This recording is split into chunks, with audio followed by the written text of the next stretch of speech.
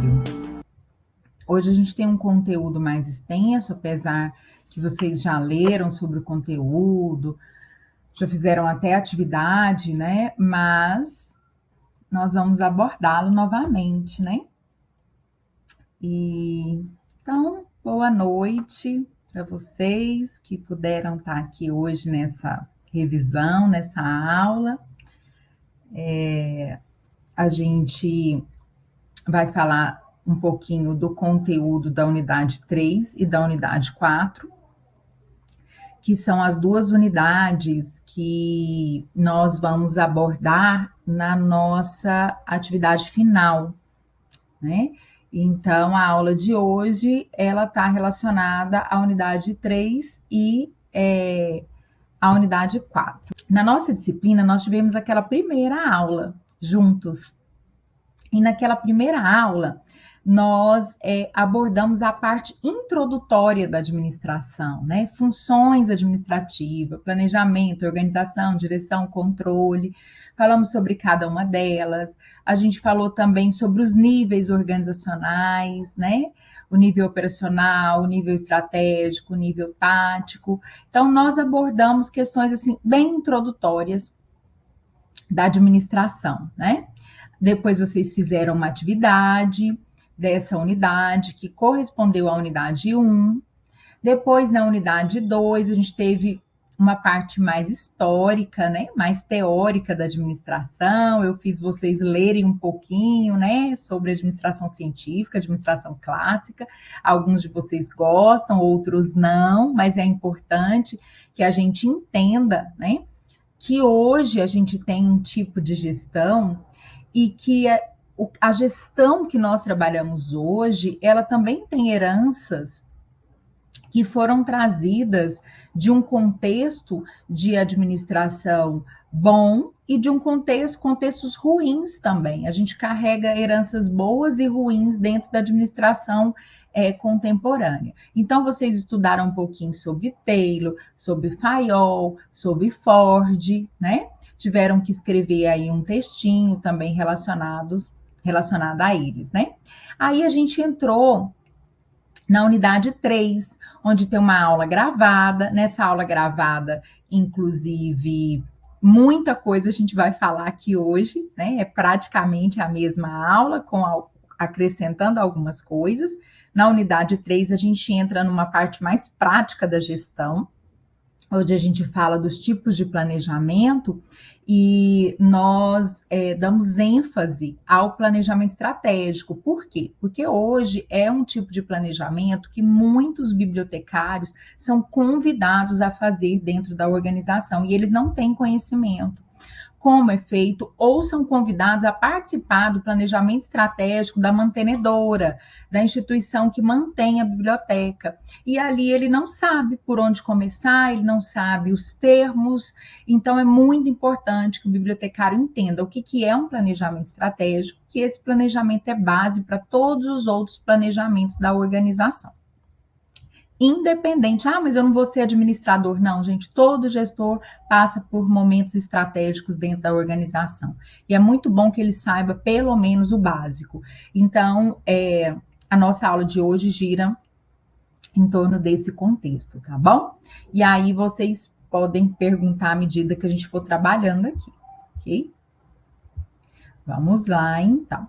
Aqui tem um conceito de planejamento, né? Que é muito importante, e a gente já falou desse conceito de planejamento lá na nossa primeira aula. Na primeira aula, a gente falou das funções administrativas, planejamento, organização, direção e controle. E a primeira função administrativa é o planejamento. Por que ela é considerada a primeira função administrativa? Porque todas as outras funções dependem dela. Eu vou coordenar o quê? Né? Eu vou planejar, eu vou executar o quê? Esses o quês, né? A gente responde dentro do planejamento. Então, o planejamento ele está relacionado a várias atividades de gestão, a preparação, a organização, a estrutura, a processos, tudo isso entra, né, dentro do contexto de planejamento. É importante também que todo bibliotecário, todo gestor, entenda por que as organizações visam o planejamento, né? Alguns autores dividem esse porquê planejar em dois aspectos, preventivos e de desenvolvimento. O que ele quer dizer com isso? Eu posso planejar para deixar a minha organização, manter a minha organização com os processos do jeito que ela está. Minha organização hoje está ótima, ela está num cenário favorável, num cenário maravilhoso. Então, eu quero planejar para que ela permaneça neste cenário, né? Nesse cenário positivo. Então, eles chamam de aspecto preventivo. Eu vou planejar para prevenir que não caia a qualidade daquilo que nós já fazemos aqui na biblioteca. E eu posso também buscar um tipo de planejamento que visa desenvolvimento. Eu quero mais para a biblioteca, eu quero expansão da biblioteca. Se não for a biblioteca, qualquer outra área, eu quero expandir, eu quero aumentar, eu quero criar novos projetos. É um tipo de planejamento que visa o quê? O desenvolvimento. Tá? Então, sempre os planejamentos vão estar ligados a um tipo, a um aspecto ou a outro aspecto dentro da organização. Bem, existem vários tipos de planejamento, o estratégico, o tático e o operacional, tá? O planejamento, vou pôr aqui já que fala dos três aqui, ó, juntos, tá? O planejamento operacional está muito voltado para aquela pirâmide que nós vimos no primeiro dia de aula, uma piramidezinha dos níveis organizacionais. Aqueles níveis organizacionais, o planejamento está ligado a cada nível organizacional daquele. Nós temos o planejamento operacional, que está na base da pirâmide, né? Nós falamos que ele é um planejamento de curto prazo, ele é um planejamento mais rápido, ele é um planejamento que gera mais mudanças, justamente porque ele está na base da pirâmide. Ele é mais rápido, por quê? Porque eu planejo todo dia, eu planejo o meu dia, eu planejo a minha semana, né? E por que ele tem mais mudanças do que os outros planejamentos? Quando a gente planeja o dia, acontecem fatores imponderáveis, dentro da administração a gente chama assim, acontecem fatores imponderáveis naquele dia que podem atrapalhar o meu planejamento e eu tenho que remanejar. Então, se é uma fábrica e hoje está programado para que a gente produza 100 camisetas e uma máquina estraga, nós não vamos conseguir produzir as 100 camisetas. Eu vou ter que rever o meu planejamento para que o que eu não produzi hoje eu vá produzir amanhã. Então, acontecem muitas mudanças no planejamento diário, relacionado aos fatores imponderáveis que acontecem. Acaba uma energia, né, um funcionário que falta, e aí o planejamento tem que ser mudado. Já o planejamento tático, ele é de médio prazo, então ele acontece ali 1 ano, 6 meses, acontecem mudanças também, mas as mudanças também são medianas, porque às vezes uma mudança aqui, um problema aqui, ele não vai afetar no meu planejamento anual, ele vai atrapalhar, às vezes, o meu planejamento operacional, mas não o planejamento do ano, né? Por isso, ele tem menos mudanças do que o planejamento operacional. E o estratégico, que é o foco da nossa aula de hoje, que é um planejamento de longo prazo a longo prazo, apesar que muitos autores não têm utilizado mais esse termo, né? Planejamento a longo prazo, porque as coisas têm mudado de forma muito rápida, então um planejamento a longo prazo, dependendo da empresa, ele é arriscado, tá? Mas ainda fazemos o planejamento estratégico de 5 anos, de 10 anos, 20 anos, é muito difícil de acontecer, mas ainda tem organização que projeta para 20 anos, né? Quem faz esse planejamento é a diretoria, gerentes da alta cúpula, acionistas, e ele é um planejamento mais minucioso, como vocês já devem ter visto no material aí que vocês leram, né? É muito importante a gente falar de estratégia, né? Antes de entrar no planejamento. Nós vamos falar, aliás, nós já falamos de planejamento. Agora a gente vai falar de estratégia, para a gente unir essas duas terminologias, planejamento e estratégico, né? O planejamento estratégico, se a gente pudesse reduzir o conceito dele, a gente poderia chamar de uma ação inteligente. O que é uma estratégia, então, professor? É uma ação inteligente. Por que ele é uma ação inteligente? Porque ele é uma ação que visa o desenvolvimento de uma organização, mas ele não é uma ação comum, né, do dia a dia. Vamos fazer isso? Não, ele é uma ação pensada, uma ação fruto quê? De informação, uma ação fruto de dados, de pesquisa. Então, por isso que ele é considerado uma ação inteligente. Não é porque o outro fez, eu vou lá, copio, vou fazer sem nenhum estudo, sem nenhuma informação, tá? É por isso o termo inteligência, né? Vocês já sabem, tem muitos livros aí que falam de estratégia, que o termo estratégia nasceu na guerra. Tem um livro aí muito conhecido que alguns gostam de ler, eu particularmente já li, mas não gosto, que é A Arte da Guerra, né? Que é um livro até mais motivacional. Mas lá, pelo menos, eles explicam de onde nasceu o termo estratégia, né? E esse termo estratégia vindo da guerra, ele vem diante de quê? De um momento de competição, né? E aí esse termo é exportado para a área da gestão, para a área do marketing, para diversas outras áreas que têm competição.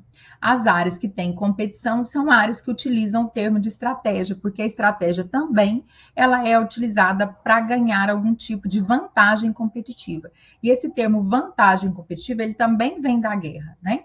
Eles criavam estratégias para que eles pudessem ter algum tipo de vantagem diante do seu inimigo, que hoje muita gente chama de concorrentes. Então, eu quero ter alguma vantagem. Para que eu tenha alguma vantagem sobre ele, eu vou criar uma estratégia, uma ação inteligente.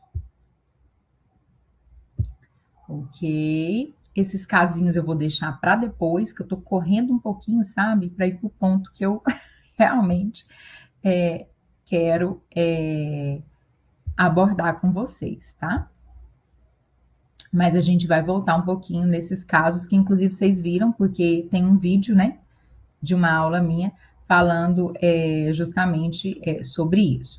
Professora, mas além do termo uma ação inteligente, que a gente pode falar da estratégia, o que o planejamento estratégico, quais são os conceitos que permeiam o planejamento estratégico? Nós temos algumas premissas, né? O planejamento estratégico, ele é um planejamento que estuda o presente. O planejamento estratégico não tem foco nenhum no passado. Ele pode usar o passado se tiver alguma necessidade, mas o foco principal dele é o presente. Olha esse slide aí. É o presente com foco no futuro. No presente, a gente estuda onde nós estamos, tá aqui, ó, de vermelhinho. Eu estudo onde a organização está agora, neste momento. Como é que é a situação atual da biblioteca? Olha aí, de roxinho, ó. Então, o foco e a premissa do planejamento estratégico é o presente, onde a minha biblioteca, a minha organização está agora e qual a situação atual dela. No presente, eu viso estudar o presente para projetar estratégias para o futuro. Onde nós estamos agora, por meio do planejamento, eu consigo projetar onde nós pretendemos chegar. E estudando a situação atual da organização, eu posso criar planos de ação e atingir os objetivos pretendidos pela minha organização. Então, essas são as premissas principais quando a gente fala de um tipo de planejamento que é o planejamento estratégico. E agora a gente vai entrar num ponto que eu quero que vocês prestem atenção, quem estiver dormindo, escrevendo no celular ou qualquer coisa assim, para só um pouquinho, tá? Vocês devem ter visto no vídeo, porque eu falo isso com muita veemência, vocês vão encontrar vários modelos de planejamento estratégico, vários. Em livros, agora nas IAs, né? Vocês podem pedir as IAs para fazer aí um modelo de planejamento estratégico para vocês, mas mesmo na era de IA, é importante que eu saiba como é que eu vou analisar para ver se a inteligência artificial criou para mim um modelo de planejamento estratégico que eu realmente possa usar. Um modelo de planejamento estratégico que realmente condiz com a realidade. Então, para isso, existem as bases do planejamento estratégico. Qualquer planejamento estratégico que tenha essa base aqui é um planejamento estratégico que pode ser usado em qualquer organização. Então, vamos lá. Que bases são essas? Primeiro, objetivo, né? Então, não existe planejamento estratégico sem que a organização defina qual é o objetivo ou objetivos organizacionais. Então, primeira coisa, não exatamente a primeira, né? Mas uma das coisas que tem que existir no planejamento estratégico são os objetivos. Dois pontos que se o planejamento estratégico, o modelo, não contemplar, ele é um modelo já fraco ou um modelo que é melhor nem utilizar, que são as análises. Todo planejamento estratégico ele tem que ter análise interna e análise externa, também chamada de diagnóstico, diagnóstico interno e diagnóstico externo. Vocês vão achar essas duas nomenclaturas aí, né? Então, eu vou fazer um estudo ou um diagnóstico interno da biblioteca, da organização, eu vou fazer uma análise externa da biblioteca ou da organização. E outra premissa, outra base importante é a própria estratégia. Não existe planejamento estratégico sem a formulação de estratégia. Então, professora, a IA me deu um modelo de planejamento estratégico. Ela tem objetivos, análise interna e externa e formulação de estratégias. É um modelo simples, mas contém essas bases? Contém. Então, ok, você pode utilizar dentro da sua organização, porque ela tem as bases principais de um planejamento estratégico, tá? E este é o modelo de planejamento estratégico que eu uso, já usei em diversas consultorias, é um modelo extremamente enxuto, simples, fácil de explicar, fácil de usar dentro da organização. Posso usar na biblioteca? Pode usar na biblioteca, pode usar na loja, pode usar na igreja, pode usar na instituição de ensino, em escolas, onde você quiser, você pode usar, porque esse modelo ele se aplica a qualquer lugar. Por que eu gosto desse modelo? Justamente porque ele é enxuto. Enxuto, simples. Isso quer dizer que qualquer nível organizacional consegue entender esse modelo de planejamento estratégico. Se eu apresentar esse modelo para o meu nível operacional, boa parte dele vai entender, assim como o tático, assim como o estratégico, tá? E aí, esse é o modelinho que a gente vai falar aqui em sala de aula. Vocês já viram esse modelo, porque tem na aula que estava lá no vídeo, tinha nos slides também. E algumas partes dos modelos, como análise SWOT, plano de ação, inclusive vocês já estão até fazendo atividades, né, em relação a isso. Vocês estão acordados, gente? É uma aulinha que eu gosto tanto de dar ela presencial. Vamos lá. Essa primeira caixinha do modelo de planejamento estratégico, essas duas primeiras caixinhas, elas são tão importantes e tem algumas coisas que eu vou falar aqui que não tá lá no vídeo, tá? Então, se vocês quiserem prestar atenção, estamos vivos.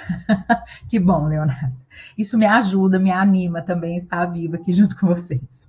Leonardo, Fatiane, Bruno, Lorena, Ingrid. Então, essas duas primeiras caixinhas que eu vou falar agora, tem algumas coisinhas que não tem, nem no slide e nem no vídeo, tá? Então, aí vocês podem pegar mais informações aqui agora.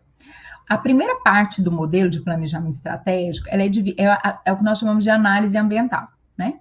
A análise ambiental, ela é dividida em duas, externa e interna. Lembra que está lá nas bases do planejamento estratégico? Isso. Eu já gosto de iniciar o planejamento estratégico com o diagnóstico, com a análise ambiental. Por quê? Todas as outras partes do planejamento estratégico, todas as outras partes do planejamento estratégico, eu tenho mais propriedade depois que eu tenho muitas informações e muitos conhecimentos sobre a empresa, sobre o mercado, sobre o cenário. E isso eu só vou conseguir com a análise ambiental, né? Então, a análise ambiental, ela é dividida em duas, análise externa e análise interna. E muitas vezes o bibliotecário é responsável por fazer esse diagnóstico, essas análises, tanto a externa quanto a interna, né?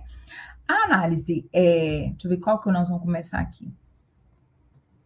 Bem, análise interna, vamos começar por ela, né?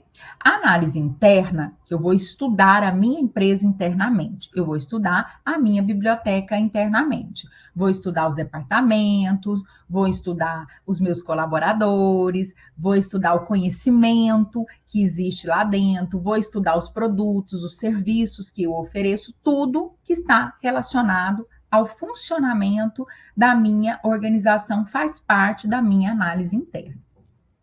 Essa análise interna dá origem àqueles 2 quadradinhos da análise SWOT, né? Que é uma ferramenta extremamente batida. Muitos de vocês devem ter falado, não acredito que a professora passou uma análise SWOT para a gente fazer. É tão batida a análise SWOT? Sim, gente. Ela é uma ferramenta muito usada, só que ela é usada de forma errada, né? Todo mundo faz, e a análise SWOT não fica real, sabe? Ela existe, fica toda bonitinha lá na caixinha, mas quando a gente realmente vai fazer a formulação das estratégias, a gente vê que tem tanto erro nas análises SWOT, justamente porque ela se tornou uma ferramenta muito batida nas organizações, e as organizações acabam fazendo de qualquer jeito, né? E é o que eu não quero que aconteça nas bibliotecas de vocês, quando vocês forem fazer, né? Então, pontos fortes e fracos desta ferramenta chamada análise SWOT, elas são retiradas do meu diagnóstico interno, tá? Ela não faz parte do meu diagnóstico externo, mas sim do meu diagnóstico interno. É por meio das informações, das análises que eu vou levantar no meu diagnóstico interno, é que eu vou poder definir quais são os pontos fortes dessa biblioteca, quais são os pontos fracos dessa biblioteca, ou de qualquer outra organização. Uma característica da análise interna é a departamentalização. O que é isso? Como é que eu faço? A pergunta que vem é: como é que eu faço análise interna, professora? Né? Algumas vezes, nas consultorias, quando eu tenho uma organização um pouco maior, eu departamentalizo ela. O que é isso? Eu vou ver quais são os principais departamentos. Tem o departamento de contabilidade, departamento de marketing, departamento de vendas. Quais são os departamentos que existem lá dentro? Então, eu vou separar. Eu vou levantar pontos fortes e fracos, ameaças, estrutura, tudo do departamento de contabilidade, depois do departamento de marketing, depois do departamento de vendas. Cada departamento eu vou fazer uma análise interna. E depois eu vou pegar todo este material aí, unindo esse material, eu consigo fazer o levantamento de pontos fortes e fracos da organização como um todo. Isso é uma forma de fazer. Mas, professora, tem muitas bibliotecas que tem um colaborador. Isso. Ela pode até ter um colaborador apenas. E pode não ter definido departamentos. Mas este único colaborador, que é o bibliotecário, dentro da biblioteca, executa diversas funções. Então, quando eu não tenho condições de departamentalizar, eu vou dividir por tarefas, né? Quais são as tarefas executadas por esse colaborador, né? E aí, eu vou pegar pelas tarefas executadas por ele, eu vou levantando os pontos fortes e fracos. Então, eu posso departamentalizar, posso pegar por tarefas, depende do tamanho da organização, do número de colaboradores que eu encontro e que ela tem. Então, aqui está algumas características do diagnóstico interno. Acabei de falar, divide a empresa em departamentos, ou em tarefas, ou em atividades, né? A pesquisa deve ser feita em todos os departamentos, ou em todos os processos que existem lá, tá? O objetivo é levantar pontos fortes e fracos de cada departamento, ou de cada tarefa, ou de cada atividade, tá? A pesquisa deve contemplar todos os níveis organizacionais, operacional, estratégico e o nível tático. Aí está o principal erro da análise SWOT de vocês. A maioria de nós, né? Você vai lá e entrevista o gestor, né? Da unidade ou bibliotecário. Quais são os pontos fortes dessa biblioteca? Quais são os pontos fracos? E ali está dito, né? Será que essa biblioteca realmente, será que essa pessoa, a visão dessa pessoa é uma visão única sobre a biblioteca? Se eu tenho mais colaboradores, é importante que nessa pesquisa interna eu tenha visão, a percepção dos outros colaboradores quanto aos pontos fortes e fracos dessa organização. Assim eu vou poder cruzar os dados do que o gerente falou, do que o subordinado falou, do que o estagiário falou, e ali eu tenho uma análise SWOT mais real, né? Além dos departamentos, deve-se analisar a imagem da organização, a cultura organizacional, o clima organizacional existente. Como é que a gente vai pesquisar isso, né? Analisar isso.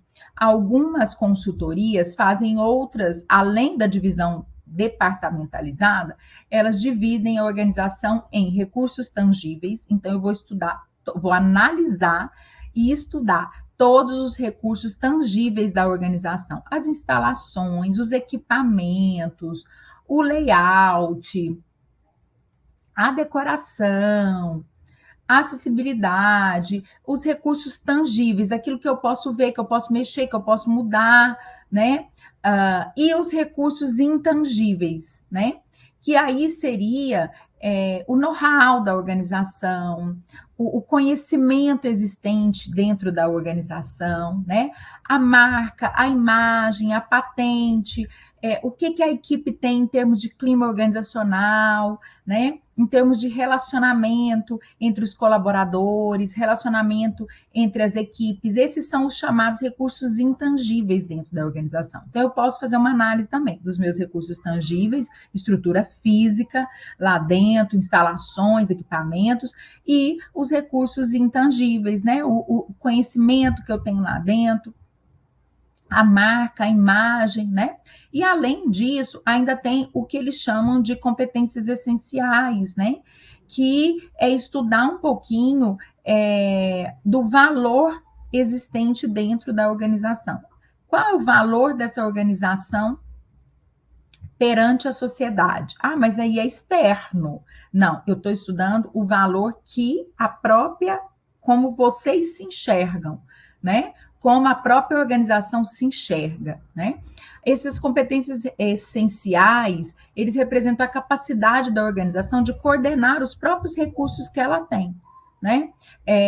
Como ela consegue gerar valor dentro da própria organização e como ela é vista pelos próprios colaboradores, né? Isso também é importante. E os processos, né? Que é extremamente importante. No curso de biblioteconomia presencial, inclusive, a gente tem uma disciplina só de gestão de processos, onde a gente estuda cada processo interno da biblioteca. E dentro do diagnóstico interno, é muito importante que a gente estuda como é que o trabalho flui lá dentro, né? Quais são os processos internos, os processos que dão certo, os processos que não dão certo, os processos que são burocráticos demais, né? E o que a gente pode fazer para mudar tudo isso. Então, tem uma outra vertente de estudo do diagnóstico interno, separando recursos tangíveis, intangíveis, competências e processos. E aí, vem uma outra ferramenta. A gente fala muito da análise SWOT, que vocês fizeram, que é a ferramenta básica que dá origem aos pontos fortes e fracos da análise interna. A gente ainda está falando do diagnóstico interno, viu? Nós não fomos para o diagnóstico externo. Aí tem uma ferramenta de um autor da estratégia chamado Barney. Acho que eu tenho até o livro dele aqui, tinha que ter separado para mostrar para vocês. Esse livro é tão bom. Eu até ganhei ele da editora. É um livro de estratégia. E eu descobri essa estratégia lendo esse livro. E aí eu englobei nas minhas consultorias, quando eu fazia consultoria de planejamento estratégico. Esse autor, o Barney, ele usa essa ferramenta chamada VRIL no diagnóstico interno, na análise interna da organização. Ela é chamada de ferramenta, porém, ela é uma ferramenta mais conceitual, né? É uma ferramenta de análise conceitual mesmo. O que o autor pede para a gente? Eu gosto muito do VRIL, dessa ferramenta. Inclusive, eu contei para os meus alunos, eu estava dando essa aula no curso presencial, né? E eu contei para eles que, recentemente, eu estava no Instagram e aí apareceu uma mulher super famosinha aí na área de vendas e ela falando que tinha 4 estratégias criadas por ela, pelo método dela. Ela criou um método de vendas e tal, e ela é muito famosa, até muita gente que eu sigo, muita gente que eu conheço seguia. Eu falei, gente, e que ela ia passar de graça esse método. Eu falei, vou entrar nesse trem para eu ver, né? Eu gosto de ver algumas coisas, que esses métodos que o povo cria, que não é validado cientificamente, mas eles chamam de método. Aí entrei, né? Assisti um vídeo gigantesco, ridículo, demorou horrores. Aí no final ela apresenta o método dela, que são 4 estratégias. Gente, vocês sabem quais eram as 4 estratégias? O VRIL. Ninguém conhece o Barney, a maioria das pessoas não conhecem o Barney.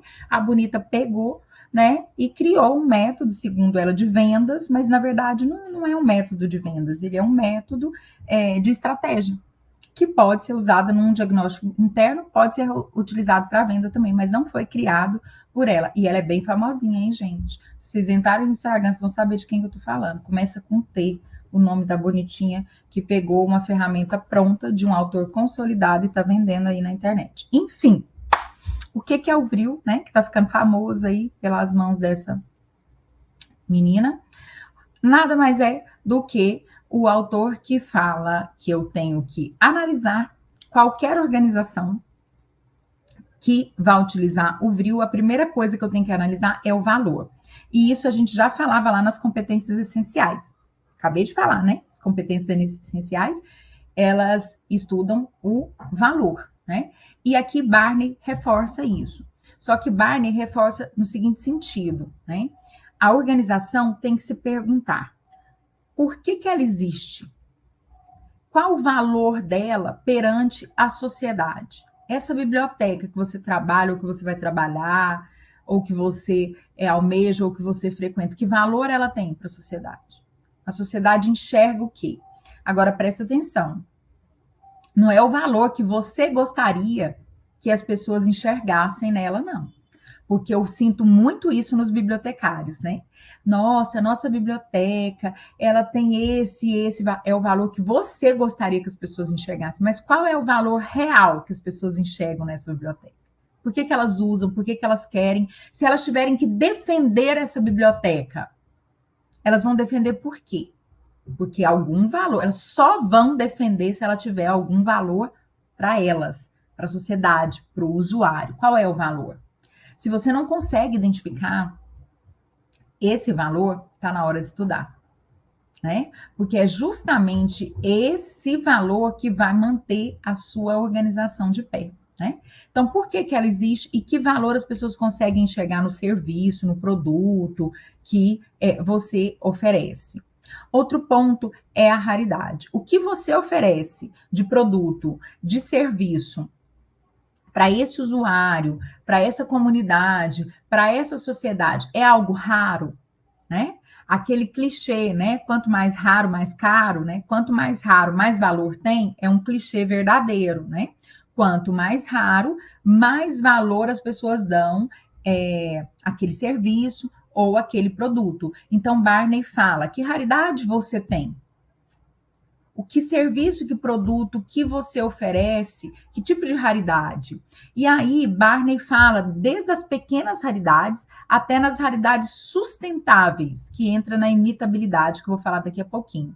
As raridades sustentáveis são aquelas raridades maiores, difíceis de outras organizações te imitarem, te copiar. Então, ela é uma estratégia maior, né? Exemplo, às vezes você tem uma assinatura de uma revista internacional caríssima, né? A sua biblioteca consegue ter essa assinatura, e às vezes isso acontece muito em bibliotecas na área da saúde, e às vezes você só vai encontrar aquele artigo, aquela tese, aquela dissertação nessa assinatura, né, nessa plataforma, e só essa biblioteca tem essa assinatura, justamente por ser muito caro, nem todas as bibliotecas têm, né? E às vezes a biblioteca precisa assinar, porque ela está numa biblioteca médica e tudo, e aquilo acaba sendo uma raridade e acaba sendo um valor, porque as pessoas vão até a biblioteca porque elas precisam daquele artigo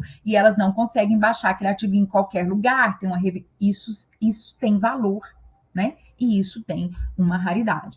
E isso vai também para as pequenas raridades, que pode ser até uma embalagem. Às vezes eu tenho uma loja e eu vendo os mesmos produtos que as outras pessoas, inclusive as mesmas marcas que outras lojas, mas eu ofereço uma embalagem um pouco melhor e muitas pessoas vão até a minha loja por conta da minha embalagem. Essas são pequenas raridades. Por que ele fala como pequenas raridades? Porque isso é fácil de ser imitado. Qualquer outra pessoa, de repente, vai poder fazer uma embalagem e também utilizar isso. Mas é uma raridade? Pode agregar valor? pode agregar valor. Seja um estacionamento, seja uma localização, são pequenas raridades, mas pode agregar valor? Pode agregar valor. Então, Barney fala, estude o seu valor e estude, que é para você estudar que raridade você tem, você oferece dentro dos seus serviços. E outro ponto que o Barney fala é da imitabilidade, que está bem relacionada com a raridade. A imitabilidade é o que você tem de produto, de serviço raro, né, que faz o seu cliente ir até a você. É fácil de ser imitado? Porque se for fácil de ser imitado, logo você vai ter que ter outra estratégia, outra raridade, e outra raridade, e outra raridade para se manter, para manter o seu valor. Se a raridade que você tem é algo sustentável, difícil de ser imitado, você terá mais tempo de raridade, consequentemente, mais tempo de valor perante a sociedade, né? E por último, Barney fala da organização. O que é a organização? Você tem condições de sustentar tudo isso? De sustentar o valor que você hoje tem perante a sociedade, de sustentar as suas raridades, sejam elas pequenas ou não, de sustentar a sustentabilidade da sua raridade. Hoje você tem uma organização planejada, estruturada, que consegue manter o seu empreendimento dentro desses padrões de valor, raridade e imitabilidade. Então, de uma forma reduzida, o VRIO também é uma maneira, uma ferramenta de estudar a minha organização internamente, né? Depois que eu estudo os departamentos, estudo as tarefas, os processos, a área, né, os recursos tangíveis, os recursos intangíveis, eu vou também estudar o meu valor, né? Que valor eu tenho, quais são as minhas raridades, imitabilidade e a estrutura da minha organização para manter tudo isso, tá? Dúvidas, gente? Perguntas? Estão cansados, né? E eu aqui só falando.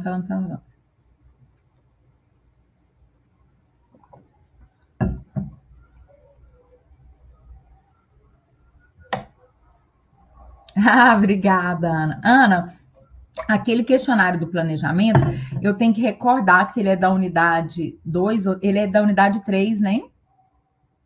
Da unidade 3.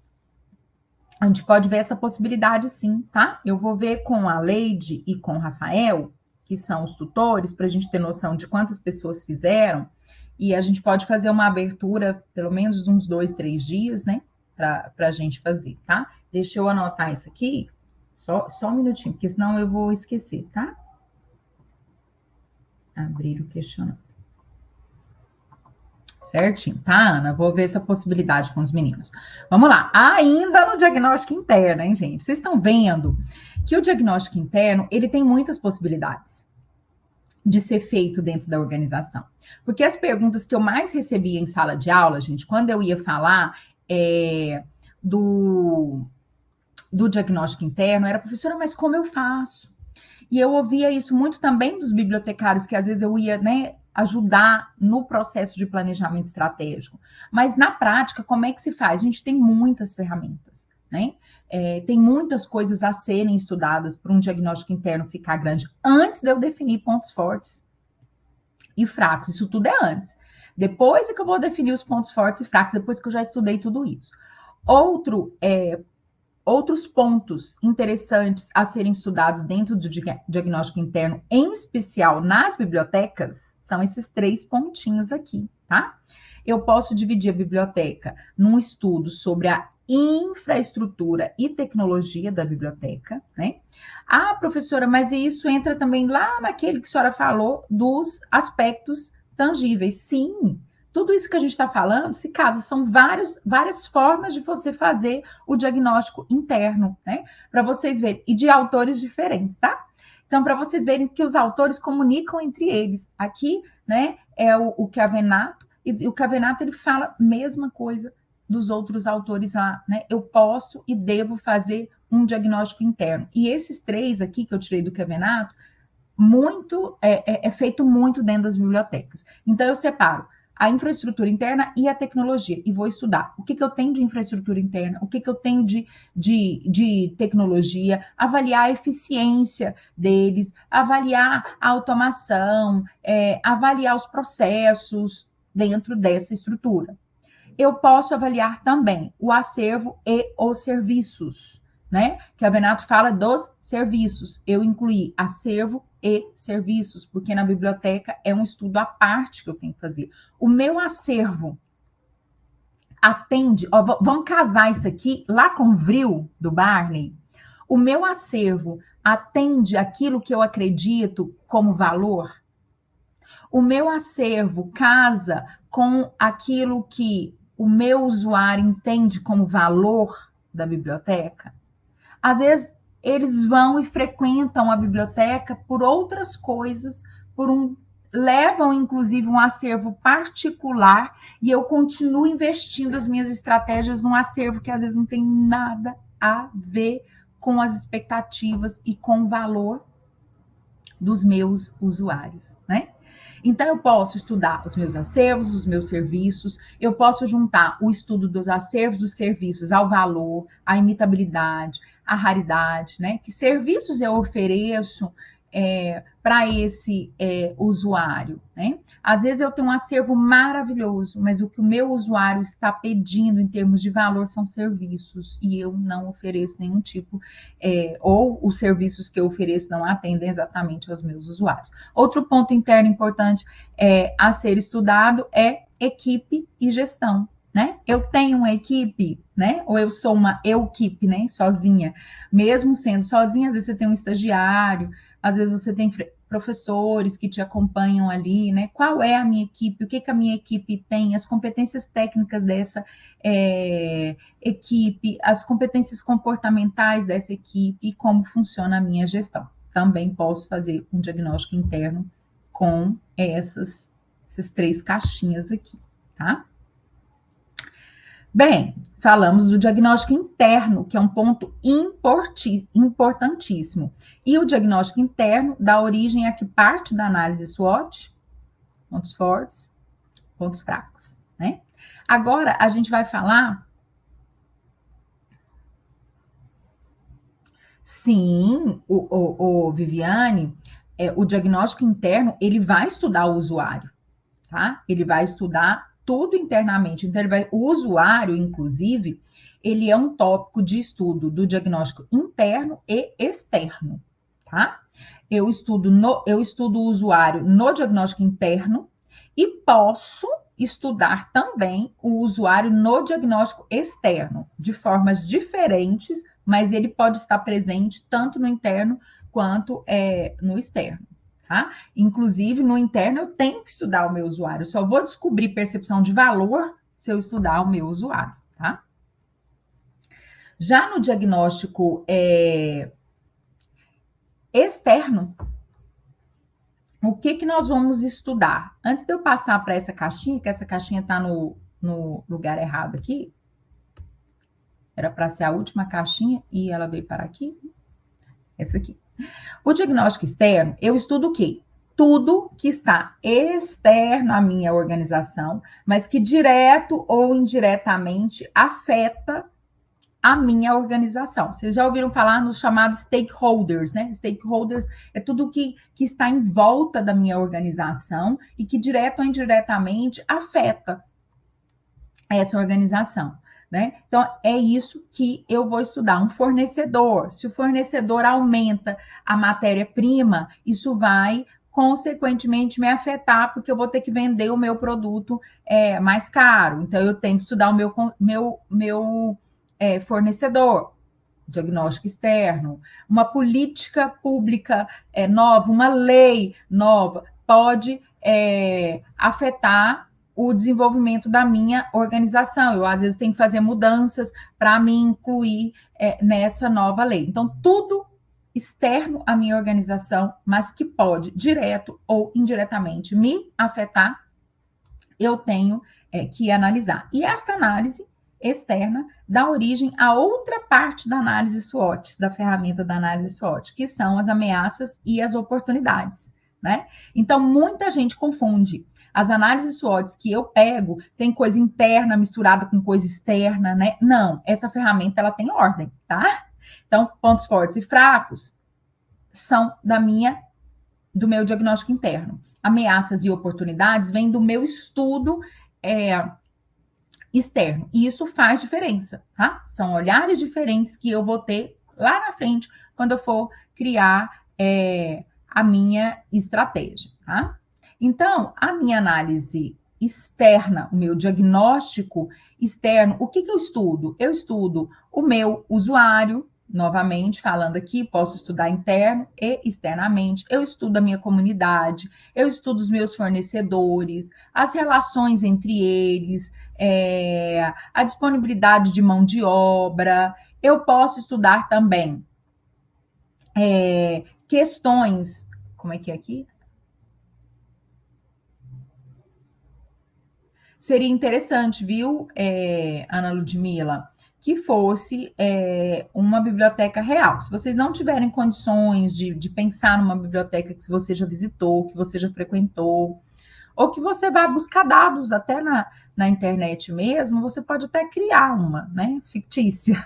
Mas seria interessante que fosse uma biblioteca mesmo, tá? Uma real, que você já tivesse o mínimo aí de contato. Eu estou falando da atividade, ela perguntou da atividade, viu, gente? O diagnóstico externo, voltando aqui, ele é mais demorado. Por que ele é mais demorado? E que muitos bibliotecários param no diagnóstico externo, né? Porque o diagnóstico externo, ele é uma pesquisa que demanda, às vezes, de recursos e demanda de tempo, demanda de conhecimento sobre pesquisa, que muitas vezes o bibliotecário não tem. Nossa, peraí. Que muitas vezes o bibliotecário não tem, tá? E aí, por isso que ele abandona muitas vezes o diagnóstico externo, tá? Dentro desse diagnóstico externo, eu posso fazer um estudo situacional, tá? Esse estudo situacional, ele depende do momento em que a empresa está, da economia, hoje. O que hoje, nessa situação, lembra lá do slide passado? Olha tanto que é bonito, gente, quando a gente liga uma coisa na outra. Nos primeiros slides que eu mostrei para vocês, estava falando que o planejamento estratégico estuda o quê? O presente, né? Então, o diagnóstico externo, ele tem esse momento situacional. Eu vou estudar o cenário atual. O que hoje do cenário atual afeta a minha biblioteca? Um exemplo para vocês. Essa nova lei da criança, lei FELCA, eu acho. Eu não li muito sobre ela, estou falando aleatoriamente, né? Quem trabalha em escola aqui? Tem alguém que trabalha em escola aqui? Tem ou não? Algum de vocês aqui? Não? Sim, Viviane, que sim. Olha eu, gente, bebendo com o trem fechado. As escolas, Viviane, vão ter que se adaptar a algumas coisas, né? Vão ter que ler para ver sobre a questão da imagem da criança, né? Até que ponto eu posso divulgar, até que ponto eu não posso divulgar. Os pais precisam assinar algum termo, não precisam assinar termo nenhum. Eu posso fazer videozinho com as crianças, eu posso postar no Instagram, eu não posso. Então, agora, com essa nova lei, os donos de escola vão ter que sentar, entender a lei e ver o que eles podem e o que eles não podem fazer em relação à imagem, em relação a outras coisas. Eu não me aprofundei na lei, mas eu sei que um momento atual em que a escola vai ter que sentar e ver é sobre essa lei, não é? E isso pode afetar, inclusive, a biblioteca. Nós temos o Libres, eu não sei se vocês chegaram a conhecer, na escola já assina um termo de autorização. Isso, minha irmã tem uma escola, ela falou a mesma coisa para mim, porque eu mandei para ela, né? Mandei o que estava escrito, falei, Marúcia, você vai ter que olhar isso daí. Ela, não, aqui na escola a gente já faz isso, mas mesmo assim, você vai ter que ler, estudar para ver se tem alguma coisinha lá que você precisa se adaptar, não é? Nós temos, por exemplo, lá na FIC, o Libres, que é uma biblioteca de literatura infanto-juvenil, né? E o Libres também tem que pegar essa lei, tem que ler, a bibliotecária vai ter que ler, porque a gente tira foto das crianças, eles fazem vídeos com as crianças, até que ponto isso pode, até que ponto isso não pode, até que ponto isso afeta, a gente vai ter que analisar tudo isso, tá? É uma situação atual, né? Que pode afetar ou não o momento ali, tá? Situacional. Outro ponto do diagnóstico externo é que a equipe tem que entender um pouquinho de pesquisa, tá? Porque ela é uma pesquisa real. Então, eu tenho que entender o básico de como funciona uma pesquisa, tá? O importante são os dados e a confiabilidade da pesquisa, tá? A pesquisa tem caráter científico, tá? Mas ela não precisa ter um formato científico no diagnóstico externo, tá? Eu não preciso dar origem a um artigo, a um TCC, a mostrar os dados daquela forma, não. Porque ela é uma pesquisa mercadológica, tá? Mesmo sendo feito dentro da biblioteca, ela é considerada uma pesquisa mercadológica, mas ela tem um caráter científico porque ela tem dados reais, tá? Vamos lá. No diagnóstico externo, tem também uma ferramenta que chama, eu falo Pestel, mas eu não sei se a pronúncia é certa, se é Pestel, se é Pestel, tá? Ela é uma ferramenta do Barney também. Como eu nunca assisti uma palestra dele, eu não sei exatamente como se pronuncia, tá? Mas ela é uma ferramenta de diagnóstico externo. E o que o autor fala para a gente estudar? Ele fala que eu tenho que estudar os aspectos políticos e legais que podem, direto ou indiretamente, afetar a minha organização neste momento. Acabei de dar um exemplo de um aspecto legal, né? Então, eu vou estudar. Tem alguma coisa acontecendo nesse momento de aspecto político legal que pode afetar a minha organização? Sim, tem. Então, nós vamos estudar e vamos ver como isso pode afetar ou não, né?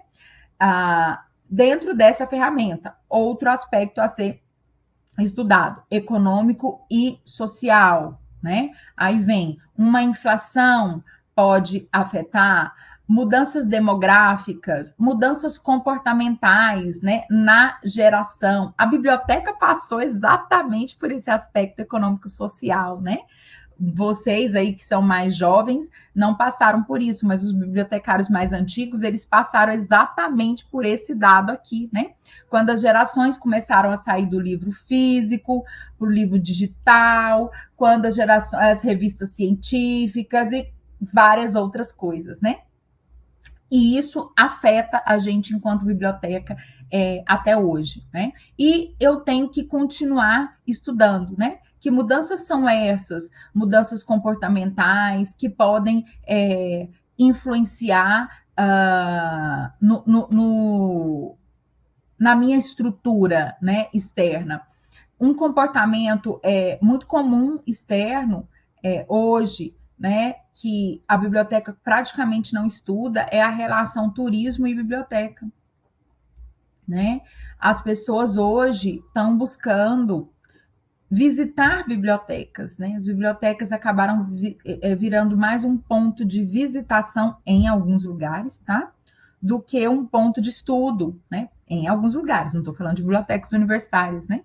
Então, peraí, eu tenho que estudar isso? De repente, isso pode ser a estratégia que faltava para a minha biblioteca que está falida, para a minha biblioteca que ninguém visita, né? Então, estudando essas diferenças comportamentais, o comportamento do consumidor, eu consigo ter uma análise externa de várias coisas, inclusive do valor, que é interno.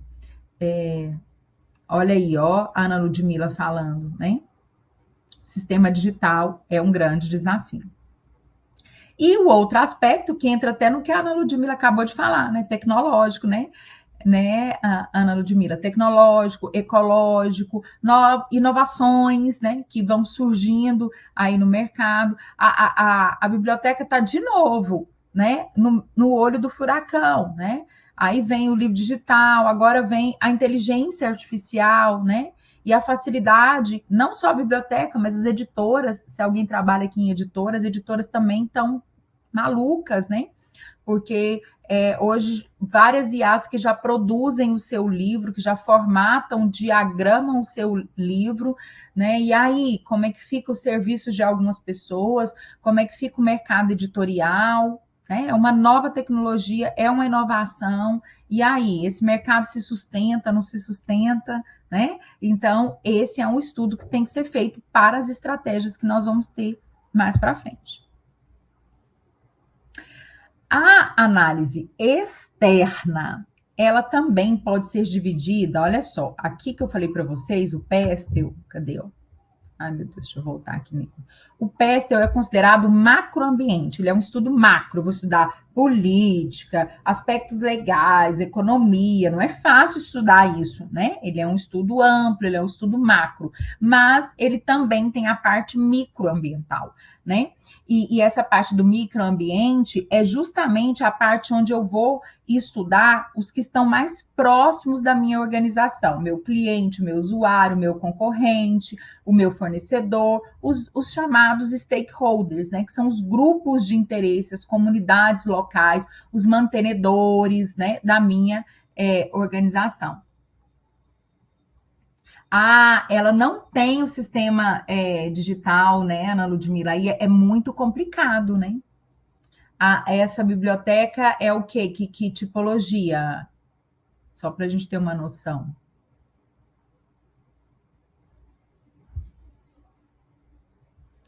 Vou passar aqui para vocês.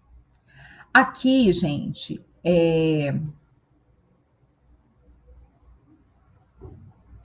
uma biblioteca escolar comunitária.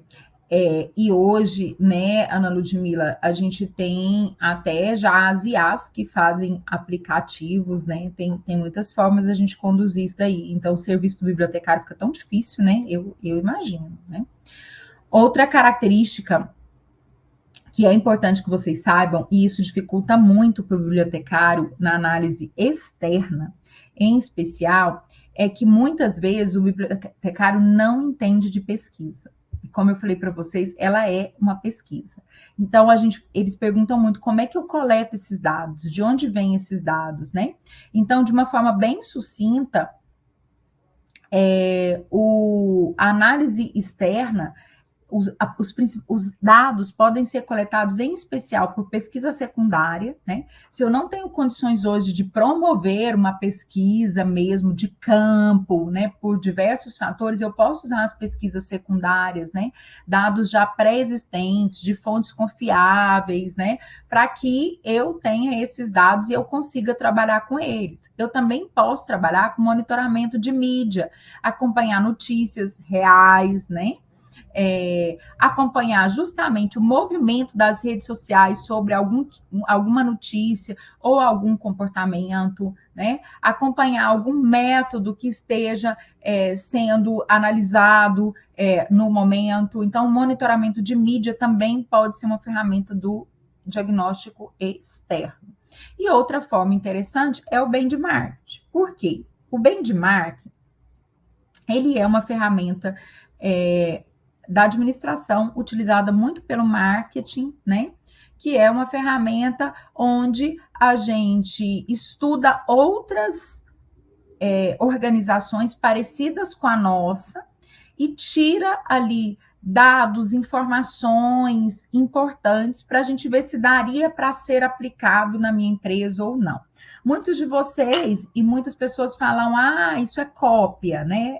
É cópia quando você não está usando a ferramenta como deve usar, né? No caso, ela é usada o quê? Eu vou analisar o outro e vou ver o que da outra biblioteca, do outro tipo de biblioteca, o que ela tem, o que ela faz, que eu acho interessante. Isso é externo, eu vou estudar uma organização externa à minha, fora da minha organização, às vezes até de outro lugar, né, de outro estado, de outro país, e vou olhar o que ela tem, que estratégias ela tem que, de repente, poderiam ser aplicados dentro da minha biblioteca.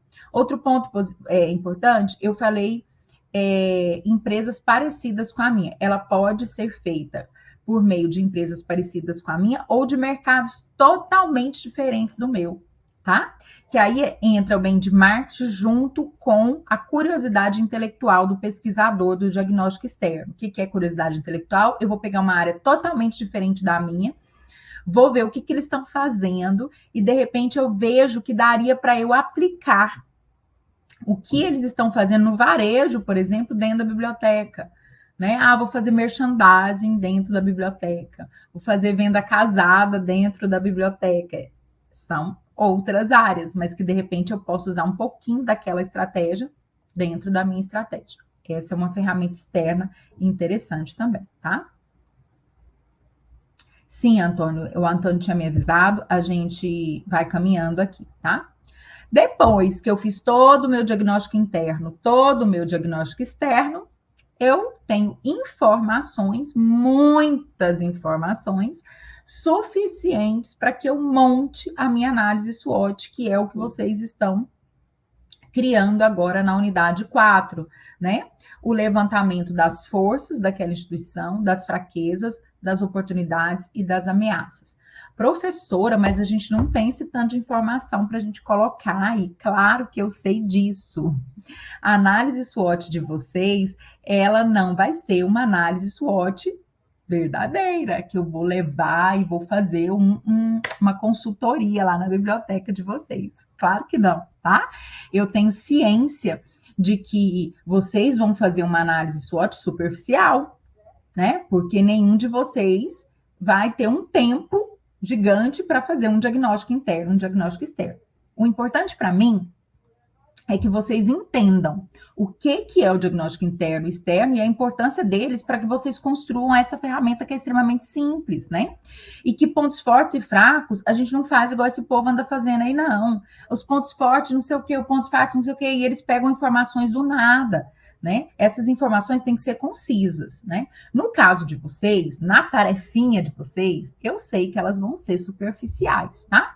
Mas que vocês vão tentar colocar as forças e as fraquezas dentro do que vocês conseguiram perceber de interno e as oportunidades e ameaças dentro do que vocês conseguiram perceber de externo, tá? É isso que a gente vai corrigir e analisar, se vocês não misturaram, tá? Ninguém vai lá olhar se aquela força que você falou que tem na biblioteca, ela é verdadeira, né? A gente não tem esse poder para ir analisar. Então, eu tenho total consciência que a gente não vai ter todas essas informações. Porém, vocês já sabem que quando vocês forem fazer lá na biblioteca, tá? O desafio 4 é uma análise SWOT que vocês vão fazer.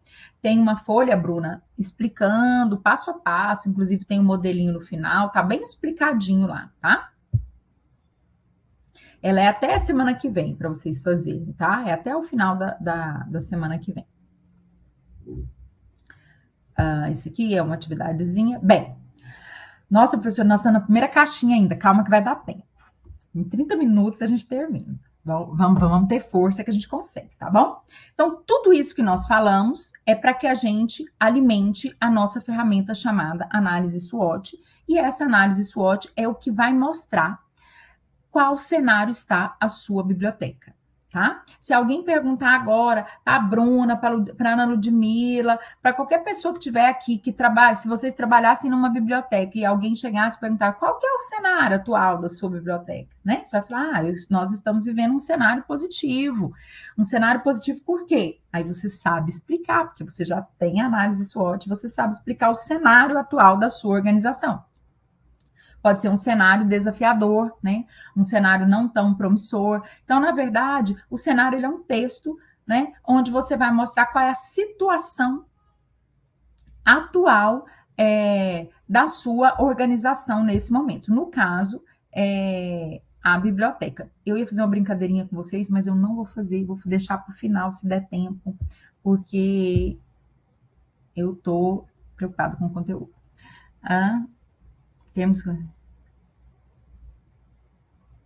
Não, é só realizar a tabela. Eu peço antes algumas informações sobre a biblioteca, tá? Sobre a atividade, tá, gente? A Ana Ludmila está perguntando da atividade aqui. Vou ler a dúvida dela, que serve para todo mundo, né? Se tem que fazer uma apresentação do que é ou só a tabela, né?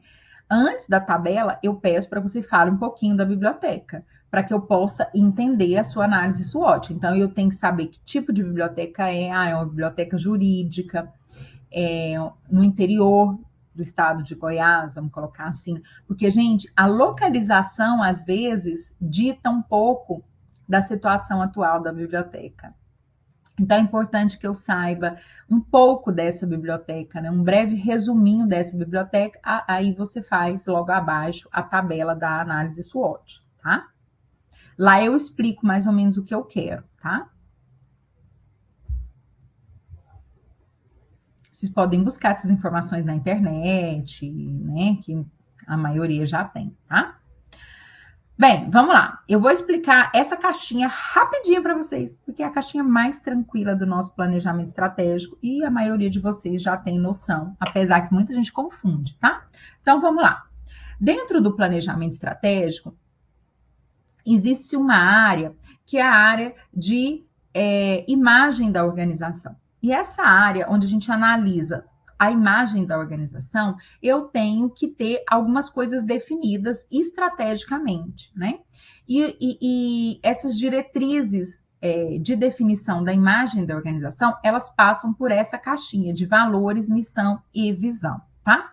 Valores é algo simples que, infelizmente, a maioria das empresas utiliza de forma errada, porque vai lá, copia o valor de uma da outra, só escreve os valores, mas não aplica dentro da organização, porém, elas não sabem como é importante definir esses valores reais e usar esses valores até em processo seletivo, viu, gente? Eu dou aula de gestão de pessoas e eu mostro para meus alunos como é que eu posso utilizar os valores da organização até dentro dos processos seletivos. Uma organização inteligente, ela sabe disso. O que são valores? São princípios. Princípios que são inegociáveis. Pode falar, Bruno. Você quer falar? Valores são princípios que são inegociáveis para aquela organização. Então, pode ser desde uma responsabilidade social, uma responsabilidade ambiental, quer dizer, eu sou uma empresa que preocupa, eu tenho princípios ambientais, faz parte dos meus valores. Então, ela é uma empresa que vai ter desde preocupação até com copo descartável, que os funcionários utilizam em excesso, até uma preocupação com descarte de lixo, ou outras preocupações, porque isso é inegociável para ela, faz parte dos valores dela. Então, é bem subjetivo, né? São palavras mais subjetivas. Ética, responsabilidade social e ambiental, até amor, até beleza, pode ser colocado como um princípio, como um valor. Religiosidade, né? Que as empresas hoje têm colocado, em especial pela polarização que nós estamos vivendo, muitas empresas têm mudado seus valores e têm colocado religiosidade, né? E tem justificado isso em seus processos seletivos, né? Porque a empresa não pode deixar de contratar uma pessoa pela religião, mas ela pode colocar a religiosidade como valores e pode usar isso no processo seletivo. Exemplo, uma empresa aqui em Goiânia que fabrica produtos religiosos católicos, ela tem um dos seus valores é a religiosidade católica, inclusive, ela coloca nos valores isso, e toda a fábrica, ela tem santos espalhados, imagens, né? Espalhadas por toda a fábrica. Uma vez na semana, eles têm missa, visita do padre lá, missa, de vez em quando tem bênção da água, tem momentos de parada para rezar o texto, então tem várias coisas. E aí eles já falam, dificilmente uma pessoa de outra religião, em especial uma religião evangélica, vai querer trabalhar aqui. Então eles não falam que eles proíbem pessoas de outra religião de trabalharem lá. Mas como os valores deles são valores religiosos católicos, então provavelmente uma pessoa evangélica se sentiria ruim em trabalhar numa empresa como essa. Então ele usa o valor, né?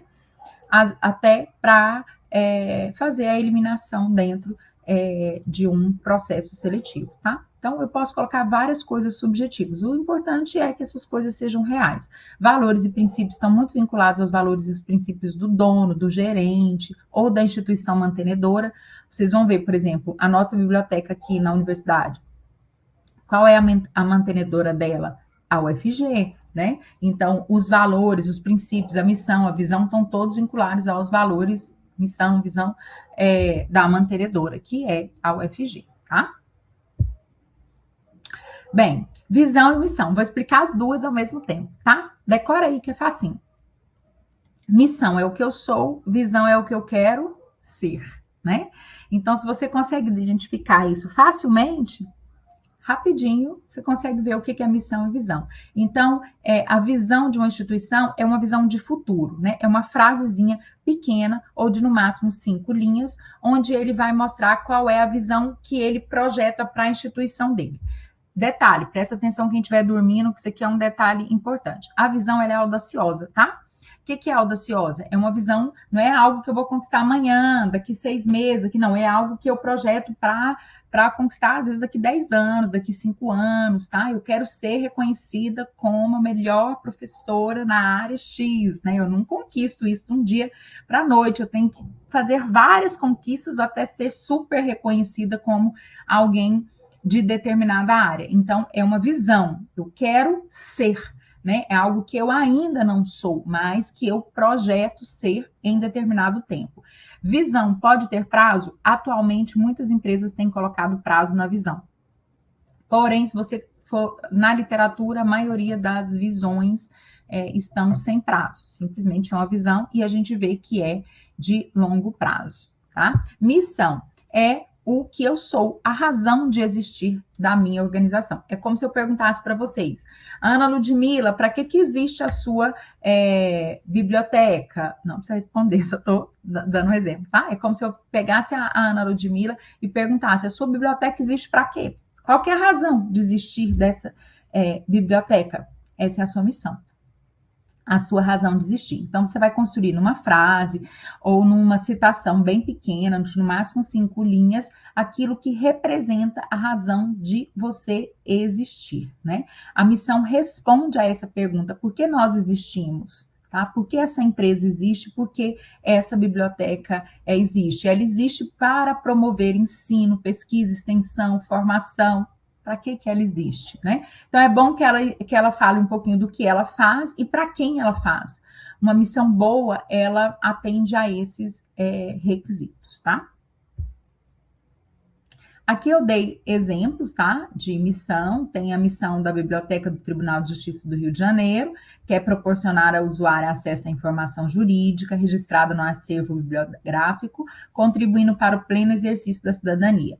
Logo abaixo, tem a missão da Biblioteca da Universidade Estadual de Londrina, que é prover o acesso à recuperação, transferência da informação e por aí vai. Tá?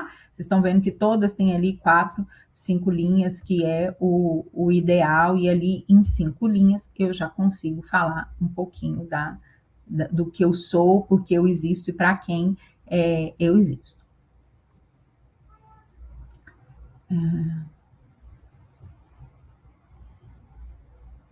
Isso. E a gente pode revisitar, sim, viu, Ana Ludmila? Às vezes a gente já tem missão, visão, tudo pronto, mas às vezes é bom a gente voltar e ver se não tem, se algo mudou, né? E de repente, missão muda. Gente, missão a gente não pode mudar demais, não. A missão, na verdade, nem era para mudar. Assim que eu criei a missão, é para ela existir quase que para sempre. Só que o que acontece? Muitas organizações vão desenvolvendo, vão mudando o seu público, vão mudando a sua realidade. Então, eu só vou mudar a minha missão se algo realmente acontecer e eu ver que ela não condiz mais com a realidade da minha empresa. Aí eu posso mudar a missão. Missão não é um trem que eu mudo todo ano, de 5 em 5 anos, não. Tá? A visão, sim. A visão é de 5 em 5 anos, conquistei, aí eu vou ter uma nova visão. Mas missão não é para ficar mudando assim, não, tá? E o fator crítico de sucesso, o próprio nome já diz. Fator crítico de sucesso. É a definição de um fator da biblioteca, da organização, que é o fator chave para o sucesso. Todo fator chave para o sucesso também é chave para o fracasso, viu? Então, muito cuidado. Definir o fator crítico de sucesso é fácil? Super difícil. Por isso que ele está bem aqui, ó, nessa caixinha aqui, ó, ele está quase no meio. Sabe por quê? Porque eu só consigo definir o fator crítico de sucesso depois do diagnóstico. Não consigo definir, tá? O fator crítico de sucesso é aquele fator que dificilmente a organização anda sem ele. Por que eu preciso definir no planejamento estratégico o fator crítico de sucesso? Porque é por meio desse fator crítico de sucesso que eu posso definir as minhas estratégias. Onde eu vou investir aqui na biblioteca? provavelmente você vai investir em algo que não afete o seu fator crítico de sucesso, ou você vai investir no seu fator crítico de sucesso, tá? Porque se ele é um fator tão importante, tem que haver investimento nele. Vou dar 2 exemplos rapidinho, tá? Fator crítico de sucesso pode ser uma pessoa, tá? Eu posso dar aula para vocês sentados, por exemplo, estou dando uma aula presencial. O professor pode dar aula para os alunos sentados no chão? Pode?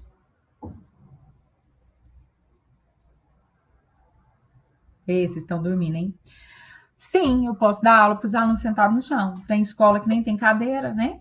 Posso dar aula para os alunos sem nenhum tipo de tecnologia? Poder, eu posso. Tem a escola que não tem tecnologia nenhuma, mas eu preciso da presença do professor, seja ela online, como nós estamos fazendo aqui, seja ela presencial. Então, o professor acaba sendo um fator crítico de sucesso para as instituições. Por isso que elas têm que investir em capacitação, elas têm que investir em algo que faça com que esse professor aprenda cada vez mais e consiga ter uma melhor didática, porque ele acaba sendo um fator crítico de sucesso para aquela instituição, tá? Em alguns momentos, o fator crítico de sucesso são pessoas, mas eles podem ser também a estrutura, tá? Pode ser algo tangível também, tá? Objetivos e estratégias, também é muito fácil, tá? Objetivos são intenções claras, né? O que é não de longo prazo, tá? Objetivos são de médio prazo, tá? Exatamente. Exatamente, Ana Ludmila. Gostei da sua colocação aqui. Objetivos, né? O que a organização quer atingir a médio prazo? Esse é o meu objetivo. Professora, mas ele veio aqui no meio do planejamento estratégico. Ele pode vir no início do planejamento estratégico? Pode. Muitas organizações já iniciam um planejamento estratégico com objetivos definidos. Então, não tem problema. Ele inicia com os objetivos, faz o diagnóstico, revê a missão, revê tranquilamente, tá? Eu gosto de colocar no meio porque eu acho que a gente só consegue fazer as coisas bem feitas, claras, depois do diagnóstico, tá? Aí dá para eu definir melhor quais são verdadeiramente os meus objetivos, o que eu quero atingir este ano, tá? O que eu quero atingir esse semestre.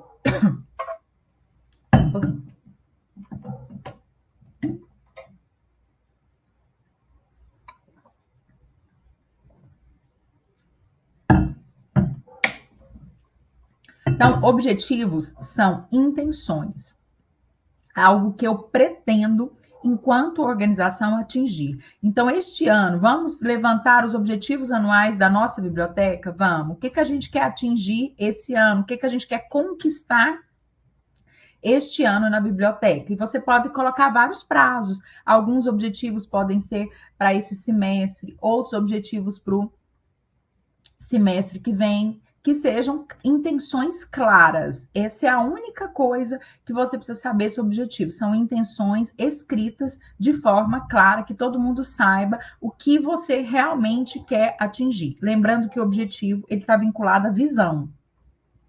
Tá vendo que ele está na mesma altura que a visão?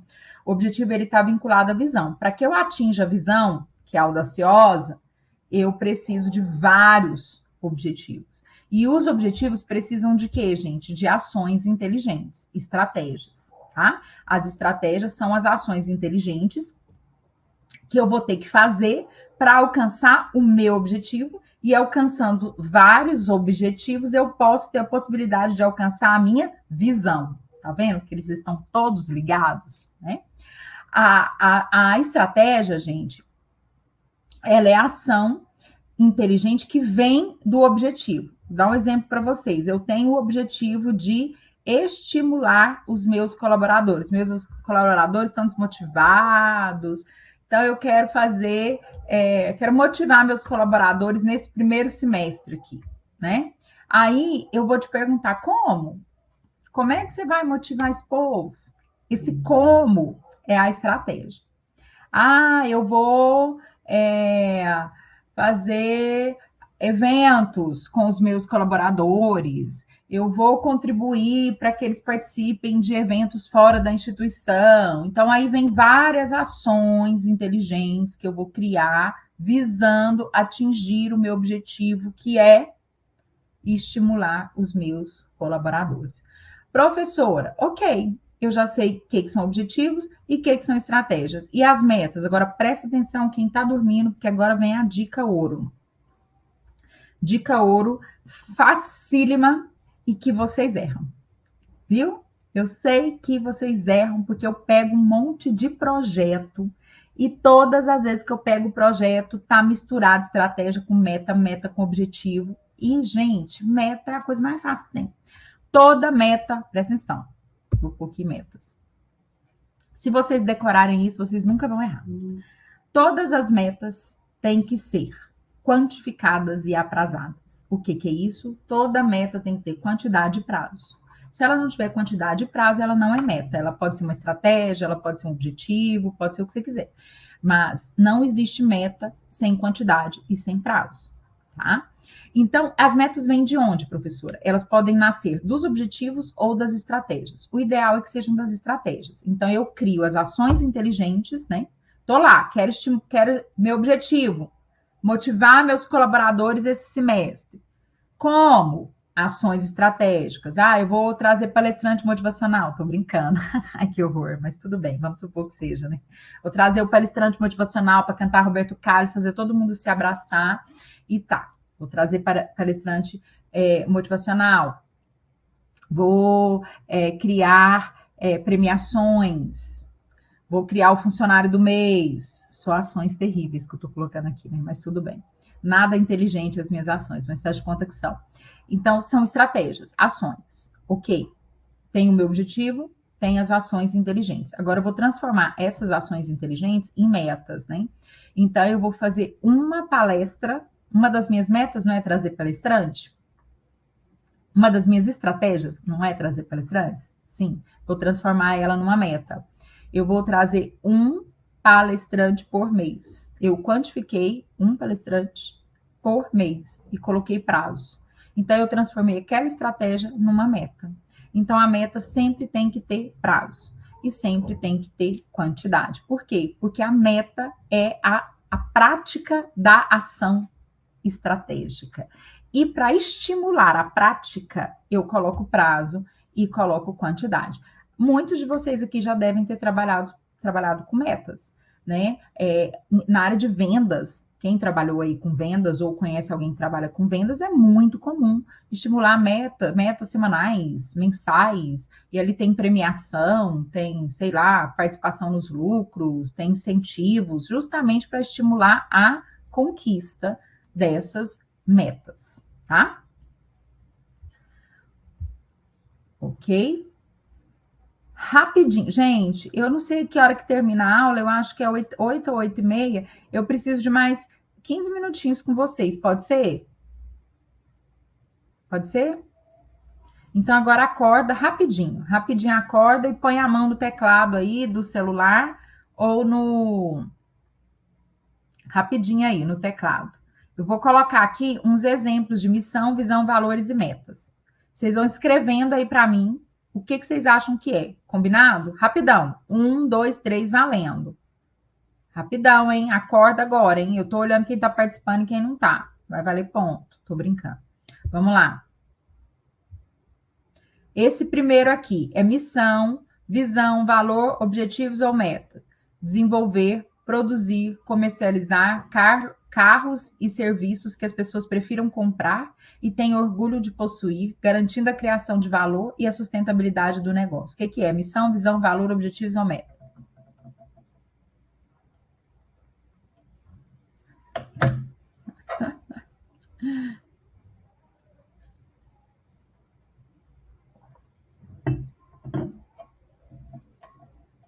Missão, né, gente?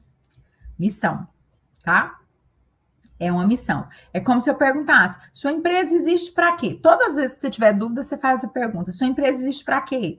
Para desenvolver, produzir, comercializar carros e blá blá blá. Tá? 2. Próximo. Isso aqui é o quê? Missão, visão, valores, objetivos ou metas. Satisfação do cliente, valorização e respeito às pessoas, atuar como parte integrante do grupo Fiat, responsabilidade social, respeito ao meio ambiente. Isso aqui é a cara, né, gente? Esse aqui.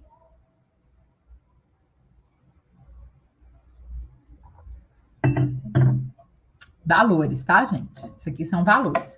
Não tem como isso aqui ser meta, porque não tem prazo, não tem quantidade, e nem tem como ser visão, porque a visão geralmente vem em forma de citação, textinho, tá? Ela não vem geralmente em tópicos assim, vem muito valores, tá?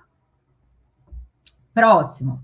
Estar entre os principais players do mercado e ser referência de excelência em produtos e serviços automobilísticos. O que é isso aqui?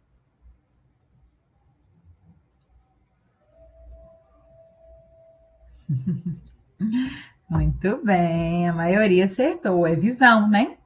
Porque é algo mais audacioso. E só dele começar a estar, quer dizer que ele quer estar entre os principais players do mercado. Ele quer uma visão de futuro, tá?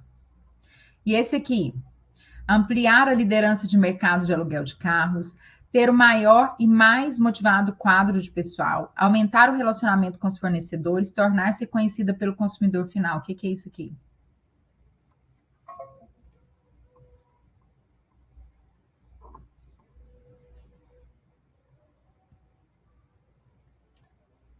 Vamos?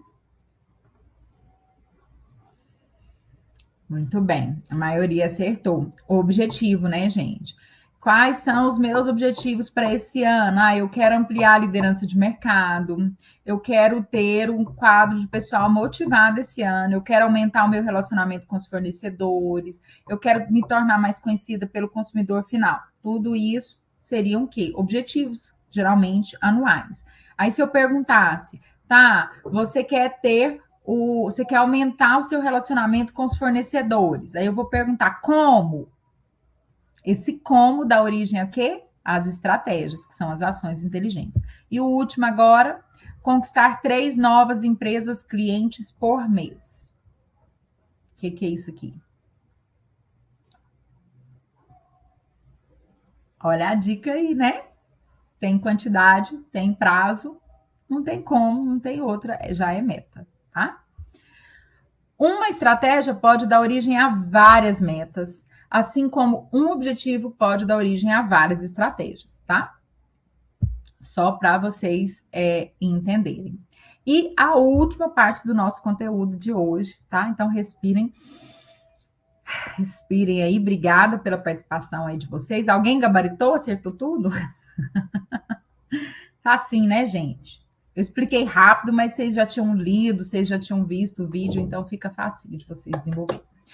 E o último que eu vou explicar é a ferramenta de plano de ação, que é uma ferramenta que está na atividade 4 de vocês, da atividade da unidade 4. Além da análise SWOT, vocês vão produzir um plano de ação utilizando a ferramenta 5W2H. O que é isso? Depois que eu tenho objetivos, tenho estratégias, tenho metas, o que eu tenho que fazer para que esse planejamento estratégico seja executado? Aí vem a parte prática do planejamento estratégico, que é pegar as estratégias ou pegar as metas e transformá-las em planos de ação. Quer dizer, ações verdadeiras, onde eu vou fazer os meus colaboradores executarem aquilo que foi planejado dentro desse planejamento estratégico. O plano de ação, gente, hoje, 5W2H é uma ferramenta antiguíssima, muitas vezes até ultrapassada, mas ainda é a ferramenta mais assim, estudada dentro da área de gestão, porque ela é uma ferramenta muito simples, né? E as ferramentas simples, geralmente elas dão certo, por quê? Porque as ferramentas de plano de ação, presta atenção nisso aqui, isso aqui é importante para todo mundo. As ferramentas de plano de ação são ferramentas que vão ser usadas, em geral, pelo nível operacional, algumas vezes pelo nível tático e operacional. E o nível operacional, nós temos pessoas com diversos níveis comportamentais, socioeconômicos, culturais, né? E o importante, então, é que eu use uma ferramenta que todos entendam, né? Quanto mais clara e simples for a ferramenta, mais as pessoas vão conseguir identificar, ler qual é a ação, como ela deve desenvolver essa ação, e mais fácil vai ser dela praticar aquilo que foi executado. Então, o 5W2H é uma ferramenta chamada 5W2H justamente porque são terminologias em inglês que respondem a algumas perguntinhas, né? E essas perguntinhas, ao serem respondidas, elas levam a pessoa a ter informações que os ajudem a executar aquilo que foi solicitado. Então, quais são as perguntinhas dessa ferramenta 5W2H? São o que deve ser executado, né? Então, se eu vou pegar ali aquela meta ou aquela estratégia de desenvolver, vou pegar qualquer estratégia, criar um e-book com as normas e regras da instituição. Essa é uma das ações que eu quero fazer esse ano nas empresas. O que? Criar um e-book. Por quê? Vou responder essa perguntinha, mas por que você vai criar um e-book? O porquê dessa ação? É a justificativa, o motivo, o benefício dessa ação. Então, existe a perguntinha o quê, que é a ação a ser executada, né? O objetivo, ou a meta, ou a estratégia, você pode colocar qualquer um deles aqui. O porquê dessa ação, por que ela vai ser executada, o motivo, o benefício, quem vai ser o responsável por essa ação, quem vai desenvolver esse e-book, você, sua equipe. Quanto mais clara for a informação, melhor. Se tiver nomes, coloque nomes. Se não tiver nomes, coloque a equipe, né? Mas quem vai ser responsável? Quanto isso vai custar, né? Não, vai ser custo zero. Nós vamos fazer um e-book, vamos utilizar uma ferramenta de IA que já vai formatar o e-book, então ela vai ter custo zero. Ou não, ela vai ter custo zero de diagramação, de conteúdo, mas eu quero ele impresso, então vai ter o custo com impressão. Então, quanto esta ação vai custar? Como ela será feita? Um breve detalhe, detalhar de forma breve como a ação vai ser executada. Quando ela vai ser executada? Qual é o prazo que se tem para que esse e-book fique pronto, né? Ele tem o prazo para ficar pronto até 5 de junho de 2026. Então, quando, né, eu tenho todo esse tempo para execução. E tem a perguntinha onde, né? Onde ele vai ser feito, onde ele vai ser produzido. Então, depende da ação, o onde, né? Que pode ser uma cidade, que pode ser um local, que pode ser uma indústria, que pode ser um fornecedor. Esse onde depende de qual a ação. Então, o 5W2H nada mais é do que uma ferramenta de perguntas e questionamentos sobre uma ação que vai ser executada por alguém. A maneira mais vista do 5W2H é a tabela, né? Hoje existem outras ferramentas de plano de ação, aplicativos com planos de ação, né? Então, o 5W2H, né, ele ainda é muito utilizado porque as perguntas do 5W2H são perguntas simples, fáceis de você coordenar e de você explicar. Então, por isso que ele ainda é utilizado. Mas hoje a gente tem outras ferramentas de plano de ação mais completas, né? E que são também muito utilizadas em outros locais, tá? Eu gosto da simplicidade. Quanto mais simples, mais fácil de ser entendido, mais o meu colaborador vai praticar essa ação de forma consciente. Assim, eu penso. Então, ela é utilizada em forma de tabela, o que responde o que, quem, quando, onde, por quê, como e quanto, né? Não existe uma ordem para isso, você pode modificar a ordem. A única coisa que tem que ser o primeiro é o que, né? Que é a ação a ser feita. Na tarefinha de vocês, da unidade 4, quem já fez, ok, parabéns, tá tudo certinho, tá? Não precisa fazer de novo. Ah, mas agora eu entendi, quero fazer de novo. Não, não precisa, sua tarefinha já tá lá, tá? Quem não fez, o que vai ser feito? Vocês vão fazer o 5W2H, ou vocês vão fazer a análise SWOT, né? E aí eu solicito, se eu não me engano, não tô com a tarefinha aberta aqui, se eu não me engano, eu solicito que você vá pegar os pontos fracos e as ameaças da análise SWOT e vai fazer um plano de ação em cima dos pontos fracos e das ameaças. Isso quer dizer que você vai criar ações. Pode ser objetivos ou estratégias, né? Você vai criar ações em cima dos pontos fracos e das oportunidades e vai desenvolver um plano de ação para melhoria desses pontos fracos e dessas ameaças que você colocou lá na sua outra ferramenta. E aí você vai fazer o plano de ação respondendo a essas perguntinhas aí, né? E o que a gente vai analisar, né? As respostas das perguntinhas e se o que você colocou como estratégia, que é a ação, condiz realmente com algo que poderia melhorar os pontos fracos e as ameaças detectadas por você na outra ferramenta, tá? Isso tudo que eu tô falando tá bem explicadinho no texto da atividade. Quem já viu, quem já leu lá o texto da atividade sabe que tá bem explicadinho lá. Não precisa formatar na BNT, não, viu, Ana Ludmila? Não precisa. Não precisa ser formatado, não. Tá? Até porque essas ferramentas de planejamento estratégico, elas não são ferramentas de publicação científica, elas são mais de mercado. Então, você pode fazer essas tabelas do jeito que você quiser, tá? Pode usar aquelas ferramentas de IA para fazer, não tem isso não, tá? Pode ficar tranquila da forma como enviar. Elas são mais ferramentas mercadológicas do que ferramentas de pesquisa científica. Então, é claro que a BNT ela é um padrão, mas isso não é exigido nessa atividade não, tá?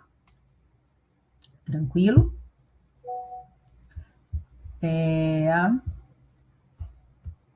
E depois do plano de ação, vem a implantação e o controle, né? Que na verdade a gente faz todo um trabalho para identificar os principais problemas existentes no modelo de planejamento estratégico. Se tiver algum problema em alguma das ações, a gente retorna no diagnóstico para a gente ver de onde nasceu esse problema, por que a estratégia não deu certo e volta-se o ciclo, né, de criar uma nova estratégia, transformá-la em meta, um novo plano de ação para ver se agora essa estratégia não vai dar certo ou não, né?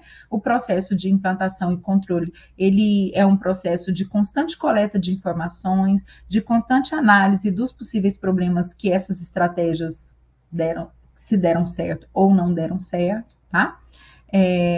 Então, a gente não pode esquecer, criou a estratégia, tá lá, não, sempre monitorar se essa estratégia está dando certo ou não, porque aí eu tenho tempo de ir lá modificar, retornar no meu diagnóstico e ver onde que está o erro e corrigir esse possível erro, tá? Gente, como vai ser a nossa atividade final que vocês vão fazer? Eu acho que é semana que vem, né? No sábado que vem? Ou é esse sábado? Acho que é sábado que vem. Depois eu vou olhar direitinho. Mas a atividade já está pronta. Ela tem duas possibilidades. Eu criei duas atividades, então ela tem duas possibilidades. Eu ainda vou conversar com os tutores para ver qual eles preferem para corrigir, né? Para facilitar a vida deles na correção. Então, tem uma atividade que é tipo uma provinha mesmo, tá? Sábado, né? Que é tipo uma provinha mesmo, onde vocês vão responder ali algumas questões relacionadas a exatamente esses slides aqui, tá? Como a gente já tem essa aula gravada e a outra gravada, assistindo a aula você já dá conta de fazer. Ainda tem os slides que estão lá também. Então, o que acontece? Tem uma atividade que são só perguntinhas abertas e fechadas sobre o que a gente acabou de discutir. E tem uma outra atividade que é um estudo de caso, tá? Onde vocês vão ter que analisar algumas coisas de um caso já pré-determinado, tá? Então, a atividade ou vai ser uma ou outra, né? Mas o formato vai ser basicamente esse. Ou um estudo de caso, né? Que aí vão ser questões mais abertas, né? E vai ter um texto com o caso, vocês vão ler e vão tirar conclusões daquele caso. Ou ele vai ser tipo uma provinha mesmo, com questões fechadas e abertas, só de responder, tá? Vou conversar com os tutores, assim que a gente definir aí qual das duas tarefas, mas independente das duas tarefas, todas as duas estão relacionadas ao conteúdo da nossa aula de hoje, tá? Quero agradecer quem veio à aula, tá? prestigiou, pôde aqui estar junto com a gente. Sábado que vem, dia 25, eu vou ver como é que a gente vai estar junto, né? Se a gente vai entrar para conversar com vocês ou não sei como é que vai ser a dinâmica. Mas se a gente puder estar junto, eu entro, explico a atividade. Se não, eu vou passar ela toda bem explicadinha, do jeito que vocês não terão dúvida. Podem ficar tranquilos, tá bom? Vai ter horário definido sim, Bruna. O Antônio acho que ainda não soltou para vocês, mas tem o horário de cada professor, de cada matéria, né? De cada matéria de vocês, tá bom? Muito obrigada, gente, por esse dia, por essa noite juntos, né? E qualquer dúvida, vocês podem colocar lá no portal, podem falar com os tutores, que os tutores encaminham para mim, tá? As dúvidas ou questões de postar as tarefas, tá? Fiquem atentos, não deixem de postar as tarefinhas, não. As tarefinhas estão muito tranquilas, né? Fáceis de postar, né? Então, não deixem de postar, de perder nota por coisa boba, não, tá bom? Obrigada a todos vocês. Vamos descansar, então? Tchauzinho para vocês.